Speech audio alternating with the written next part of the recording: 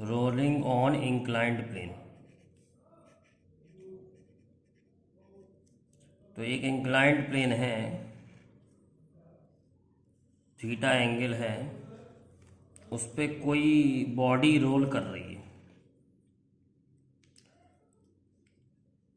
पहली बात, mg इसका वेट नीचे की तरफ काम करेगा और ये हो जाएगा mg साइन थीटा। और क्योंकि ये ऐसे घूम के आएगा तो फ्रिक्शन इसे घुमा रहा होगा F। ये वाला ये वाला होगा कंपोनेंट mg cos थीटा और ये होगा नॉर्मल रिएक्शन। तो सबसे पहली इक्वेशन बनेगी linear equation mg sine theta minus F is equal to m। दूसरी इक्वेशन बनेगी टॉर्क की। टॉर्क दे रहा है फ्रिक्शन, तो F into are is equal to I alpha. मान लो प्योर रोलिंग हो रही है, तो प्योर रोलिंग के लिए A होता है आर अल्फा के बराबर। A is equal to r alpha, तो अल्फा को लिख सकते हैं A बाई आर। तो F into are is equal to I A by r. तो F हो जाएगा I a upon are square. यहाँ पुट कर देंगे mg sine theta minus F is equal to m a है। तो mg sine theta minus F की जगह रख दिया I a upon are square is equal to m. किसी भी जनरल बॉडी के लिए हम मोमेंट ऑफ इनर्शिया को m के स्क्वायर लिख सकते हैं upon are square is equal to m. m और m कैंसिल हो गया, ये सॉल्व करके आ जाएगा g sine theta is equal to a common आ जाएगा 1 प्लस के स्क्वायर अपॉन आर स्क्वायर। तो एक्सेशन की वैल्यू रोलिंग की आ जाएगी g sine theta upon 1 plus के स्क्वायर अपॉन आर स्क्वायर। तो रोल करते समय जो एक्सेशन होती है वो होती है g sine theta upon 1 plus के स्क्वायर अपॉन आर स्क्वायर। तो ये बहुत ही इम्पॉर्टेंट फार्मूला है और ये फार्मूला हमारे लिए बहुत सारे न्यूमेरिकल हमारे इससे सॉल्व होंगे। तो ये याद रखना, इंक्लाइंड प्लेन पर जब कोई बॉडी रोल कर रही होगी, जैसे सिलेंडर है, डिस्क है, स्फीयर है, जब ये रोल कर रही होगी तो इसकी एक्सेशन होती है g साइन थीटा 1 प्लस के स्क्वायर अपॉन आर स्क्वायर। जैसे और एक और बड़ी बात इम्पोर्टेंट है कि रोलिंग करने की कंडीशन और क्या होगी। रोलिंग करने के लिए फ्रिक्शन की आवश्यकता होती है। तो फ्रिक्शन कितना चाहिए रोलिंग करने के लिए? तो फ्रिक्शन चाहिए आई ए अपॉन आर स्क्वायर। ये हमने अभी निकाला ही था। तो फ्रिक्शन हो जाएगा आई ए की जगह रख दिया g sine theta upon 1 plus के square upon are square upon are square. ये आई की वैल्यू फिर रख दी मैंने m k square g sine theta upon 1 plus के square upon are square. Solve करके आ जाएगा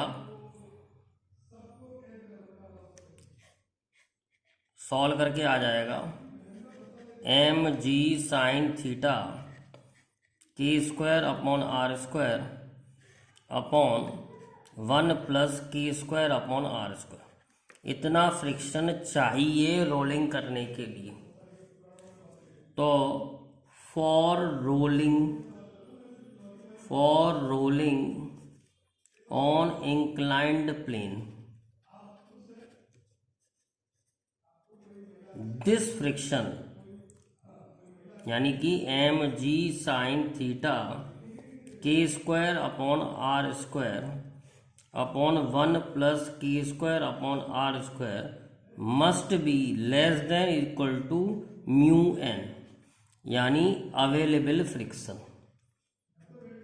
ये अवेलेबल फ्रिक्शन है हमारे पास, इतना फ्रिक्शन मैक्सिमम अवेलेबल है और इतना रोलिंग के लिए चाहिए होता है।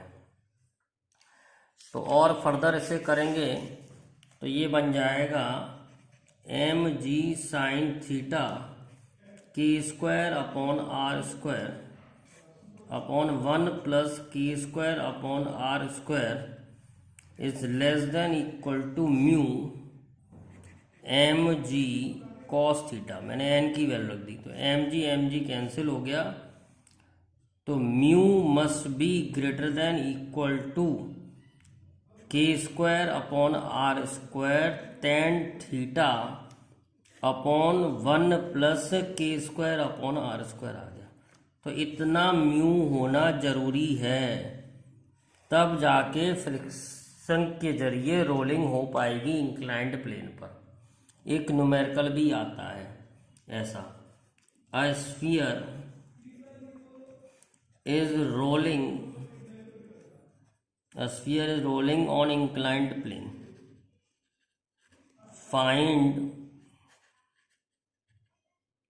find minimum value of mu required।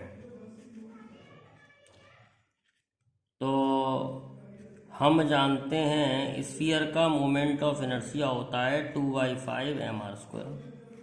इसको रख दो m के स्क्वायर के बराबर, तो के स्क्वायर अपॉन आर स्क्वायर की वैल्यू आ रही है 2/5।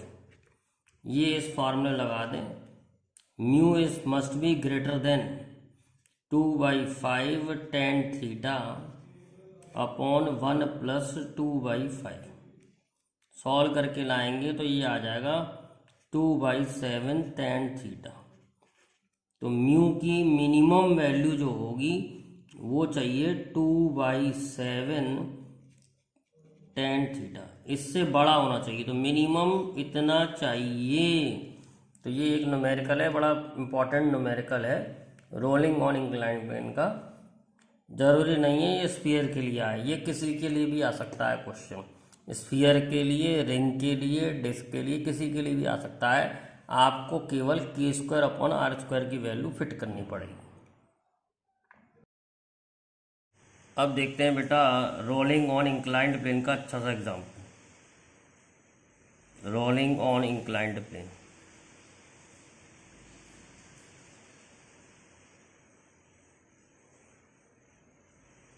कोई बॉडी रोल करके इंक्लाइंड प्लेन पर रोल करके नीचे आ रही है, तो हमें निकालना है कि कितना टाइम लगेगा इंक्लाइंड प्लेन पे रोल करके आने का। तो अभी हमने पहले ड्राइव भी किया था कि एक्सेशन का फार्मूला होता है जी साइन थीटा अपॉन 1 प्लस के स्क्वायर अपॉन आर स्क्वायर, जिसमें के होता है रेडियस ऑफ गायरेशन, के होता है रेडियस ऑफ गायरेशन।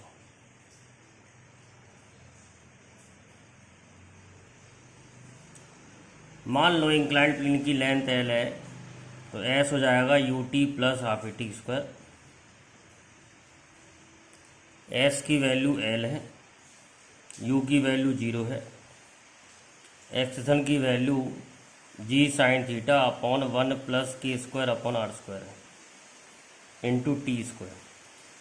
तो टी स्क्वायर आ जाएगा l into 2l into 1 plus के square upon are square divide by g sine theta. तो टाइम जो नीचे आने में लगेगा वो लगेगा अंडरूट ऑफ 2l 1 प्लस के square upon are square upon G sine theta. तो एक इंक्लाइंड प्लेन पर इतना टाइम लगता है नीचे आने में। इसके बेसिस पे क्वेश्चन आते रहते हैं एग्जाम में, बहुत इंपॉर्टेंट फार्मूला है। क्वेश्चन देखते हैं। A ring, disk and solid sphere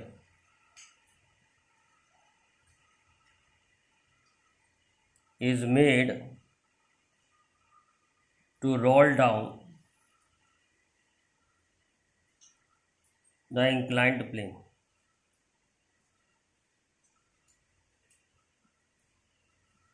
Compare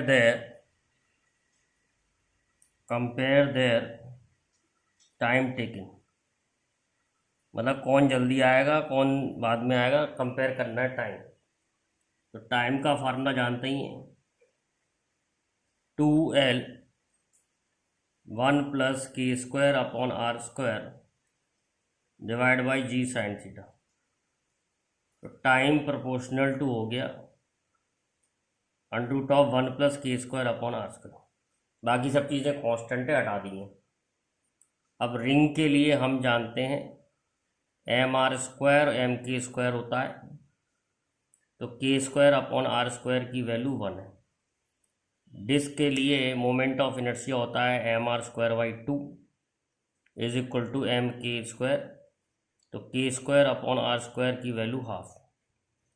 solid sphere के लिए मोमेंट ऑफ इनर्शिया होता है 2/5 mr² is equal to mk², तो k² अपॉन r² आ जाएगा 2/5। अब ये फार्मूले में रख देंगे, तो T of ring ratio T of disc ratio T of sphere solid sphere equal to आ रहा है 1 + 1 रेशियो 1 + 1/2 रेशियो 1 + 2/5। सॉल्व करेंगे तो आ जाएगा √2 अपॉन 2 इज टू √7/5। सॉल्व करके देखें, ये है √2, ये है √1.5, ये है √1.4। तो सबसे कम टाइम लग रहा है स्फीयर को, तो स्फीयर सबसे पहले आएगा और रिंग सबसे लेट आएगी। तो पहले स्फीयर आएगा, फिर डिस्क आएगी, फिर रिंग आएगा। अब देखिए, velocity of rolling body at a bottom of inclined plane।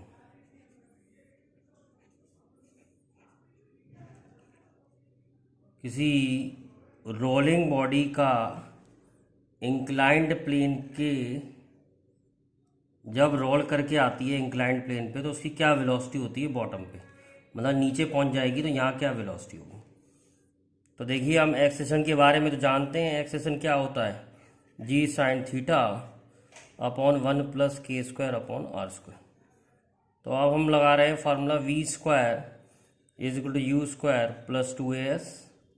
मान लो इंक्लाइंड प्लेन की लेंथ जो है वो l है, तो v² हो जाएगा 2, a की जगह आ जाएगा g sin theta upon 1 + k² upon r² into l। तो वेलोसिटी हो जाएगी √2g sin theta l upon 1 + k² upon r²। समझ में आ गया, सिंपल है। एक्सेशन तो हमें मालूम ही था पहले, g sin theta upon 1 + k² upon r²। अब हमने लगा दिया v² इक्वल u² + 2as, तो v बॉटम पे निकालनी है, डिस्प्लेसमेंट l है, तो ये फार्मूला आ गया। इस फार्मूले का यूज़ करके हम एक न्यूमेरिकल करते हैं। A ring, disc and sphere is made to roll down the inclined plane।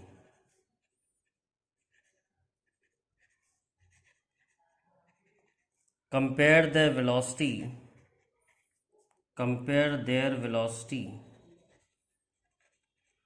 at bottom of inclined plane।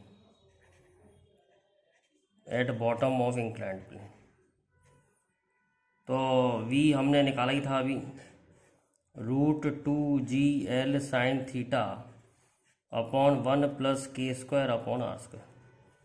तो √2gl sin थीटा तो कांस्टेंट है, तो हम लिख सकते हैं v proportional to 1 upon √1 + k² upon r²।